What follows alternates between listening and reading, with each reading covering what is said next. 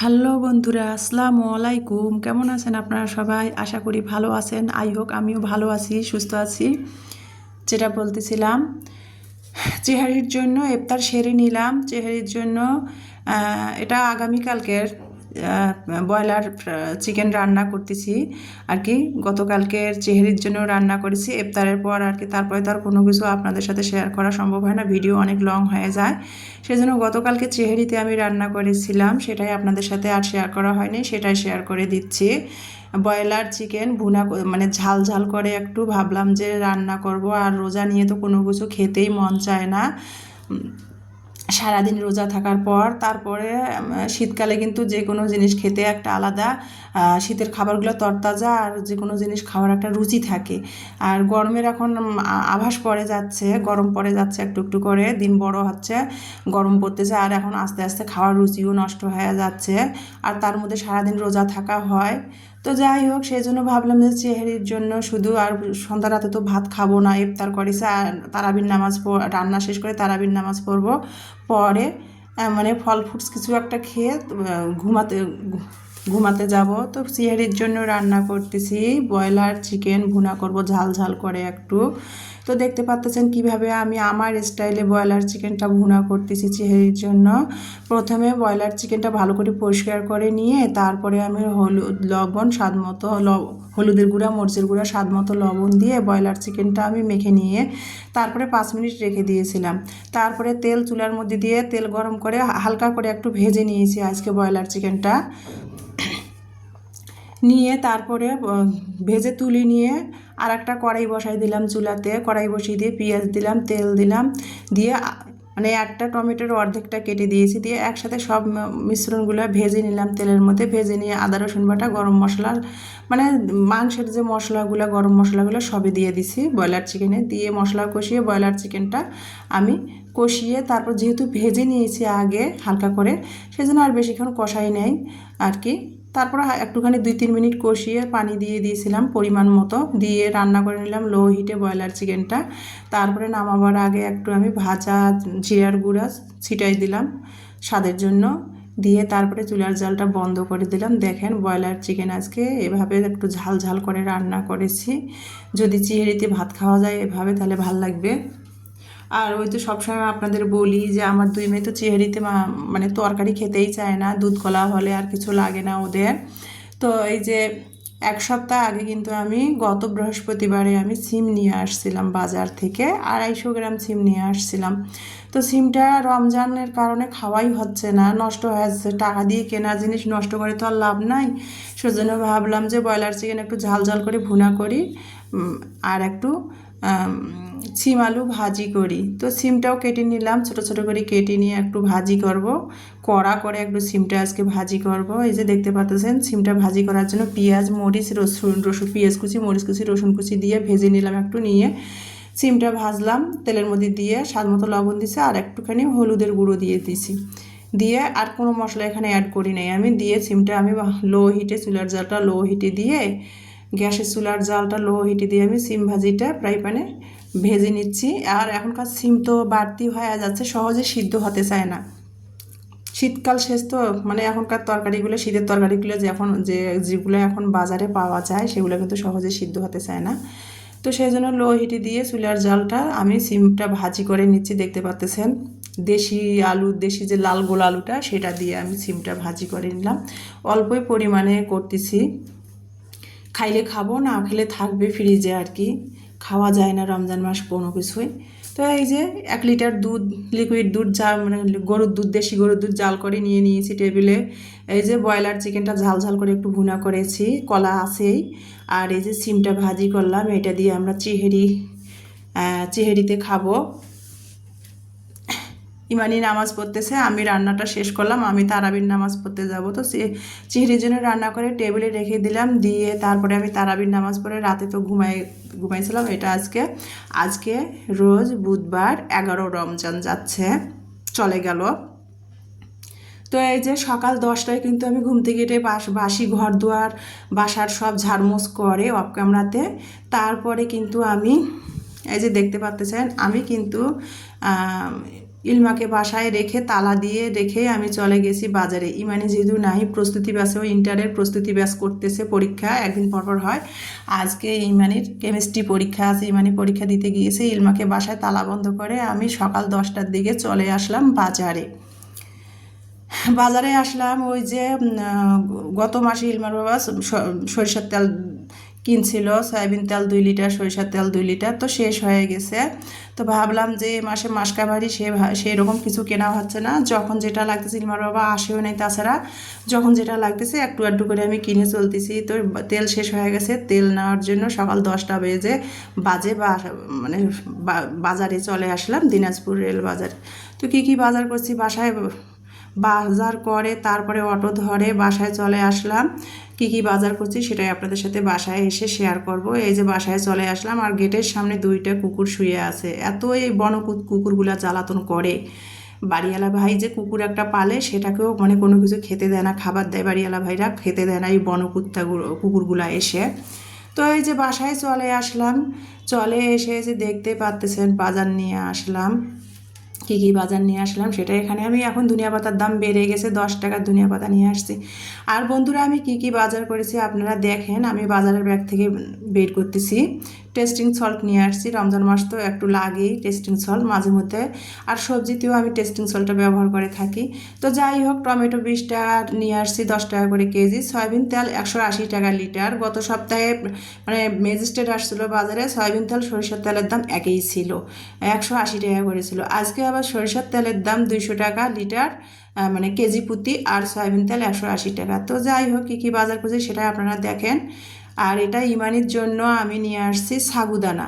আগে ছোটোবেলায় জ্বর হলে আর কি, আমি যেহেতু 2000 সালের মেয়ে, ছোটোবেলায় জ্বর হলে আমার মা দেখেছি, জ্বর হলে আর কি আমার ফুপু, মানে আগের যুগের মানুষ তো জ্বর হলে বা অসুস্থ হলে সাগুদানা রান্না করে খাওয়াতো, বা বার্লি আছে না, কারা কারা বার্লি চেনেন সেটা তো আমি জানি না, আটার মতো এক ধরনের, সেগুলো রান্না করে খাওয়াতো। আর এখন তো সাগুদানা বার্লি এগুলো ফ্যাশন হিসাবে আমরা ব্যবহার করে থাকি। আগে কিন্তু জ্বর হলে, আগের যুগের দাদি নানিরা কিন্তু একটু অসুস্থ হলে কেউ সাগুদানা বার্লি রান্না করে খাওয়াইতো। আর এখন তো জ্বর হলে ফল ফ্রুটস খায়, স্যুপ খায় বর্তমান যুগে আর কি, 2025 সালের 24-25-23 আর কি। তো আগে কিন্তু বার্লি আর সাগুদানায় জ্বর হলেও মানুষ অসুস্থ হলে খাইতো। তো যাই হোক, আমি বুঝিয়ে বলতে পারতেছি না, যারা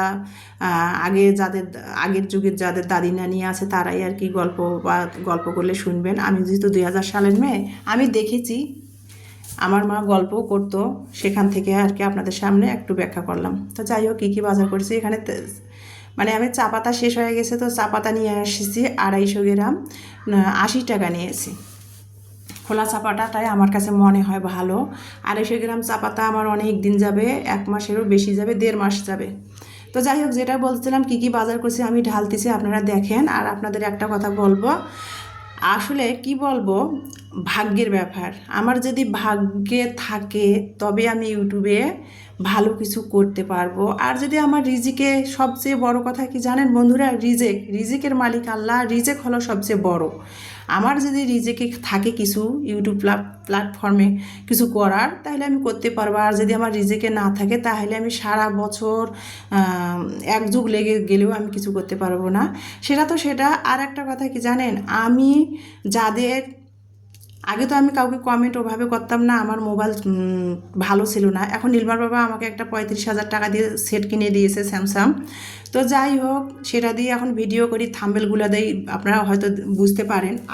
আগে আমি ভিডিও বানাইতাম, থাম্বেল দিতে পারতাম না, আমার মোবাইল ছিল 2 GB র্যামের মোবাইল দিয়ে আমি ভিডিও করতাম।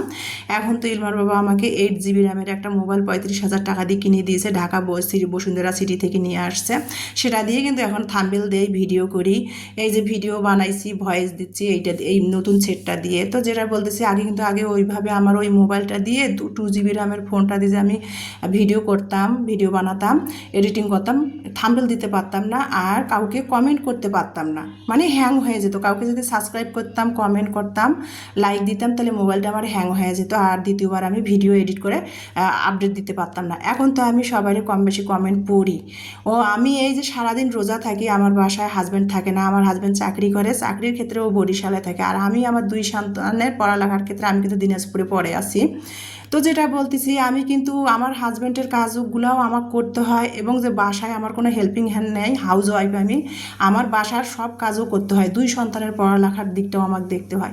তারপরে কিন্তু আমি শত ব্যস্ততার মধ্যে কিন্তু আপনাদের কমেন্টগুলো আমি পড়ি, কমেন্ট করি। আর আপনাদের ভিডিওগুলো আমি সময় না পেলে কি করি জানেন, আপনারা ভিডিওগুলো যদি দেখাতে পারতাম কিভাবে আপনাদের ভিডিওগুলো দেখি। আমি কিন্তু সময় না পেলে কিন্তু আপনাদের ভিডিওগুলো ছেড়ে রেখে দেয়, মোবাইল অন করে রেখে দেয়, দিয়ে ফুল ওয়াচ করি আপনাদের ভিডিওগুলো, লাইক দিয়ে মোবাইল ছেড়ে দিয়ে রেখে দিয়ে লাইক দিয়ে কমেন্ট করে আপনাদের মোবাইলের ভিডিওগুলো ফুল ওয়াচ করার চেষ্টা করি, ফুল ভিডিওগুলো আর কি, যাতে যেন ভিডিওগুলো আপনাদের ফুল ওয়াচ হয়। তো যাই হোক, আমি গুছিয়ে কথা বলতে পারতেছি না। আর আমি যখন যার চ্যানেলে ঢুকি তখন একসাথে 2-3টা করে ভিডিও আপনাদের ফুল ওয়াচ করে চলে বের হয়ে আসি চ্যানেল থেকে। কখনো কারো চ্যানেলে আমি একটা ভিডিও দেখে বের হয়ে আসি না। আমার লাইক কমেন্টগুলো দেখলে বুঝতে পারবেন। যখন যার চ্যানেলে আমি ঢুকি একসাথে আমি 2-3টা করে ভিডিও, ফুল ভিডিও দেখে লাইক কমেন্ট শেয়ার করে আমি তারপরে চ্যানেল থেকে বের হই।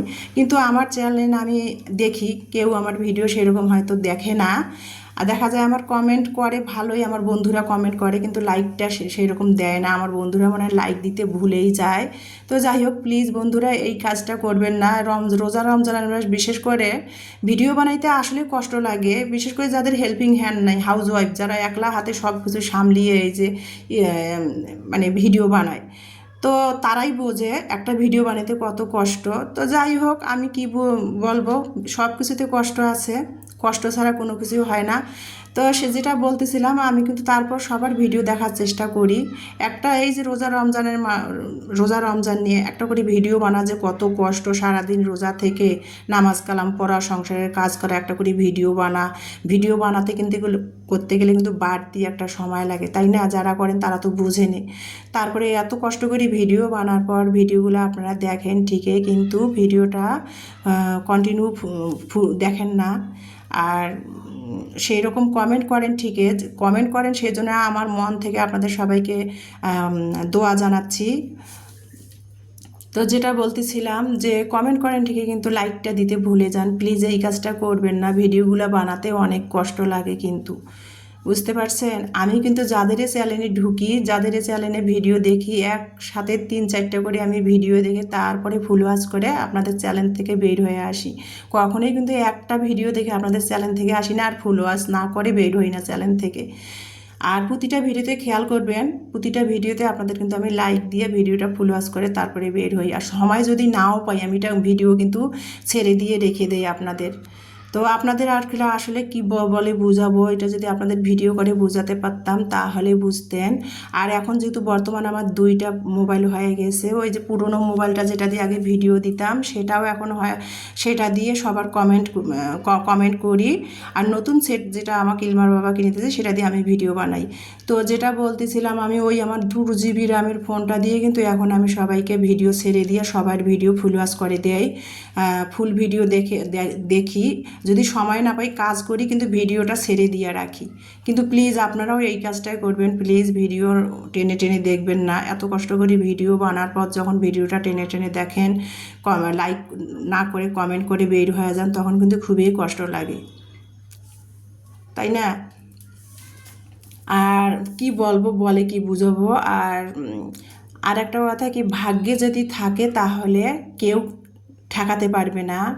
আমার যদি রেজেকে থাকে আমি ইউটিউব প্ল্যাটফর্মে কিছু করবো, তাহলে অবশ্যই দেখা যাবে। আপনারা না করেন, আমি না করি, কেউ না কেউ আমার ভিডিও ফুল ওয়াচ করবে, কোনো না কোনোভাবে ভিডিও ফুল ওয়াচ হবে।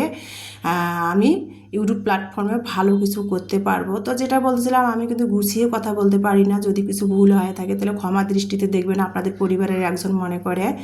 এই যে আমি মানে 5 রকমের সবজি দিয়ে আজকেও আর কি সবজি পাকোড়া বানালাম। রোজা রমজানের দিন তো একটু পাকোড়া বানালে খাওয়া হবে সবজিটা, আর এমনি সবজি আর কি খাওয়াই হয় না। তো সেই জন্য 5 রকমের সবজি দিয়ে বেশি করে ধনিয়া পাতা কুচি দিয়ে ধনিয়া পাতা পাকোড়া বানালাম। গতকালকার হালুয়া ছিল। আর বেগুন শুকিয়ে যাচ্ছে, ফ্রিজের মধ্যে বেগুন আনা হয়েছে প্রায় 1 মাস হয়ে গেল, বেগুন শুকিয়ে যাচ্ছে। ভাবলাম যে অর্ধেক বেগুন কেটে একটু বেগুনি বানাই। অ্যালার্জি যদিও বেগুনি আমরা বেগুন খাই না, তারপরে বেগুনগুলো টাকা দিয়ে কিনে নিয়ে আসছি, শুকিয়ে যাচ্ছে, তো একটু বেগুনি বানাই নিলাম। আর 5 মিশালি সবজি দিয়ে একটু আজকেও সবজি পাকোড়া বানালাম। আর এই যে টেবিলে ইফতারটা রেডি করে নিয়ে আসলাম। আর বেশি সময় নেই, 15 মিনিটের মতো সময় আছে। 2 মেয়েকে ডাক দিয়েছিলাম যে অজু করে টেবিলে আসো। আর আমি ওই যে আজকে কিছু এসবগুলো কিনেছি, তোকমা কিনেছি, জয়েন্ট কিনেছি, সেগুলো দিয়ে শরবত বানিয়ে নিয়েছি ট্যাং দিয়ে, লেবু দিয়ে আজকেও। তো সেটা ভিজায় রাখিয়েছিলাম আমি আধা ঘন্টা আগে।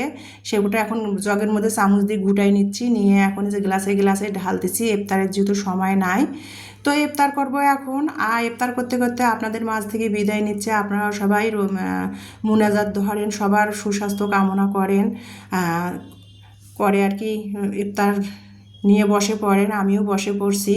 তো আজকে ইফতার নিয়ে বসে পড়লাম, ইফতার খাবো, আজান দিচ্ছে। তো ইফতার খেতে খেতে সবার মাঝ থেকে বিদায় নিচ্ছি। সবাই ভালো থাকবেন, সুস্থ থাকবেন, আমার পরিবারের সাথে থাকবেন। আবারও বলছি, যদি ভুল কিছু বলে থাকি ক্ষমা দৃষ্টিতে আপনাদের পরিবারের একজন মনে করে দেখবেন। তো আজকে এই পর্যন্ত। শরবত খাচ্ছি, রোজা ভাঙলাম। তো ইফতার খেতে খেতে ভিডিওটা বিদায় নিচ্ছি। নেক্সট ভিডিও দেখার সবাইকে আমন্ত্রণ জানাচ্ছি। আল্লাহ হাফেজ।